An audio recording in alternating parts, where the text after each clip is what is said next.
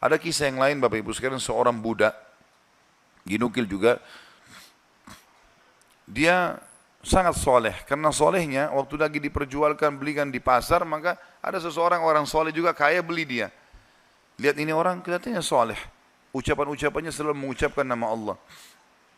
Diajak ke rumahnya orang soleh ini, orang kaya, lalu dikatakan, pilihlah tempat yang kau mau. Ada banyak budak-budaknya yang bekerja, pilih yang kamu mau. Dia tunjuk tempat yang paling pojok dan sudah agak rusak. Dia bilang ini saja. Kata tuannya, kenapa kau pilih tempat ini? Dia bilang karena tempat ini akan menjadi indah kalau digunakan berhubungan dengan sang raja, Allah subhanahu wa ta'ala. Kata tuannya, baiklah terserah. Diperbaiki sama dia, kemudian dia mulai ibadah. Tuannya satu malam merasa gelisah. Dia tidak bisa bergerak, ya, tidur maksudnya. Maka dia bilang, saya keluar, saya kontrol rumah, saya lewat di rumahnya atau di ruangannya budak gitu. Saya lihat atap rumahnya seperti terbuka dan ada cahaya yang masuk ke dalam. Malam hari, zaman dulu tidak ada penerangan lampu kayak kita. Maka dia bilang, saya intip di celah-celah dinding ruangan tersebut, saya temukan orang itu sedang sujud kepada Allah dan cahaya sedang turun di atas kepalanya. Maka saya dengarkan doanya dari malam sampai pagi. Dan selalu dia ucapkan, setiap dia minta hajat, lalu dia mengatakan, ya Allah, penutupan doanya, sesungguhnya kalau bukan karena haknya Tuanku sekarang ini, yang aku harus berikan, maka aku akan habiskan seluruh umurku ibadah kepadamu. Maka ini orang sampai menjelang subuh baru dia tinggalkan. Setelah didengarkan doa-doa yang indah dari budak ini, kemudian dia pulang ke rumah, ke kamar tidurnya. Istrinya tanya, kemana saja? Dia bilang ceritanya seperti ini. Istrinya awalnya tidak percaya. Dia bilang, baik, besok malam kita sama-sama ke sana. Besok malam diajak istrinya, dilihat. Terjadi hal yang sama. Cahaya yang terang, orangnya lagi sujud, dia ucapkan kalimat-kalimat doa yang mulia sama. Akhirnya mereka sepakat suami istri, kita bebasin aja budak ini. Ketuk pintunya menjelang subuh, kami sudah dengarkan doamu semalam, kami bebaskan kamu. Maka dia tiba-tiba mengangkat kepalanya ke langit, mengatakan, ya Allah, kalau seandainya setelah ibadahku yang aku kerjakan kepadamu ini mengganggu hubunganku denganmu, matikanlah aku. Tiba-tiba meninggal orang itu. Tiba-tiba meninggal.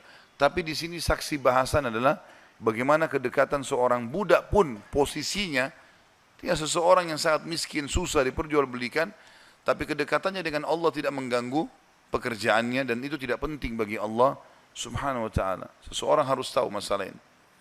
Kisah yang lain disebutkan, ada seseorang miskin, punya anak sekian, beberapa orang. Ini kisah-kisah salafus saleh dulu. Dia pas mau makan sama istri sama anak-anaknya, ada 4-5 orang anak, mau makan sama-sama, dan cuma ada sedikit makanan, tiba-tiba ada yang ketuk pintu, orang miskin. Dia bilang begitu, mau dihidangkan makan, mau makan, ada yang ketuk pintu. Saya suruh istri saya buka, dibuka pintu, ternyata ada orang miskin yang minta. Mereka miskin, ada orang miskin lagi minta. Kami sudah sekian hari nggak makan, berikanlah makanan. Istrinya tanya dia, kasih makanan. Dikasih makanan semuanya, karena kalau dibagi dua juga nggak cukup. Orang itu juga punya anak banyak. Dia sama istrinya orang mukmin. Berjalan waktu beberapa saat setelahnya, kalau kita mungkin berapa jam, kelaparan semuanya. Anak-anak lapar, dia lapar, istrinya lapar. Tengah malam nih. Ya, kalau kita sekarang di awal malam, jam 12 malam gitu. Istrinya bilang, bagaimana? Anak-anak menangis semua kelaparan. Kita juga kelaparan semua. Dia bilang, baiklah, saya akan keluar, saya akan cari rezeki Allah. Nanti Allah akan kasih nanti. Dia bilang, orang ini cerita, dia bilang, saya keluar dari rumah, saya pergi ke masjid dekat rumah. Kemudian saya sholat malam. Sambil berdoa kepada Allah. Dan kalimatnya, saking manjanya sama Allah mengatakan, ya Allah, sesungguhnya engkau tahu, kalau saya dan istri saya dan anak-anak saya kelaparan malam ini. Jadi bahasanya semua dirincikan, minta kepada Allah pada hal-hal yang kecil pun, minta makanan kepada Allah. Saya malam ini lapar ya Allah, berikanlah makanan. Gitu kan? Dikatakan dalam kisah ini, ada seorang amir bisa kita katakan raja atau gubernur wilayah itu, sudah seminggu gelisah, mau bertobat kepada Allah. Sudah seminggu gelisah mau bertobat kepada Allah. Maka dia pun gelisah. Amir ini malam itu dia nggak bisa tidur. Dia keluar, dia ambil makanan terbaiknya, harta terbaiknya dari emas berkantong-kantong dibawa sama dia. Dia bilang, ya Allah, sebagai bentuk taubatku kepadamu, maka aku akan membagikan ini kepada orang yang membutuhkannya malam ini. Dan aku tidak akan memegang tali kekangan kuda ini, aku akan biarkan dia menuju ke arah yang manapun kau pandu. Maka kudanya pun jalan, hanya masuk ke dalam masjid yang ada orang susah tadi. Ini kisah nyata. Pada saat masuk dia bilang, Amir ini bilang, saya tidak tahu kenapa kuda saya ke sini, tapi ini rumahnya Allah. pasti ada sesuatu. Dia bilang saya turun dari kuda, saya masuk, saya temukan orang itu lagi berdoa. Dan doanya minta makanan. Maka saya pun berkata kepada orang tersebut setelah dia salam, saya sudah dengarkan doamu, dan saya salah satu hamba Allah, dia bilang, dan saya pemimpin, amir, ya, wilayah ini, saya niat taubat dan saya ingin memberikan ini, maka saya berikan kepadamu. Ambillah harta ini, uang ini cukup untuk dia menjadi orang kaya, karena banyak sekali, dan makanan juga sudah cukup. Dan dia bilang, amir ini bilang, pemimpin ini bilang, kalau seandainya kau butuh apa-apa, datang ke istana saya saja.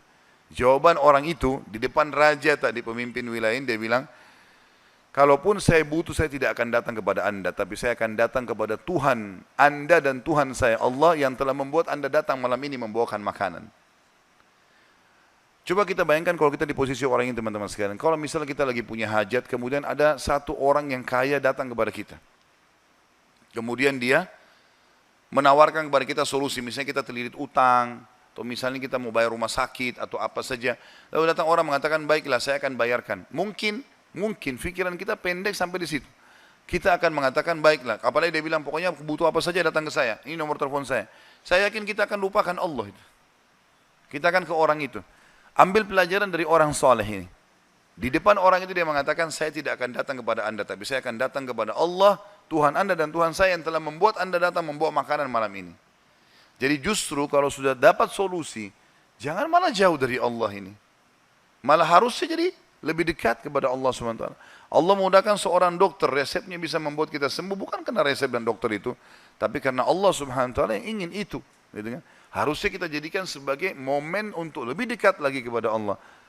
Dan kita mengatakan, ya Allah, sebagaimana engkau mudahkan dokter ini menjadi penyebab aku sembuh, maka mudahkanlah setiap kali aku mengalami sakit misalnya, maka kesembuhan datang dari sisimu, bukan lagi dari dokter atau dari obat itu.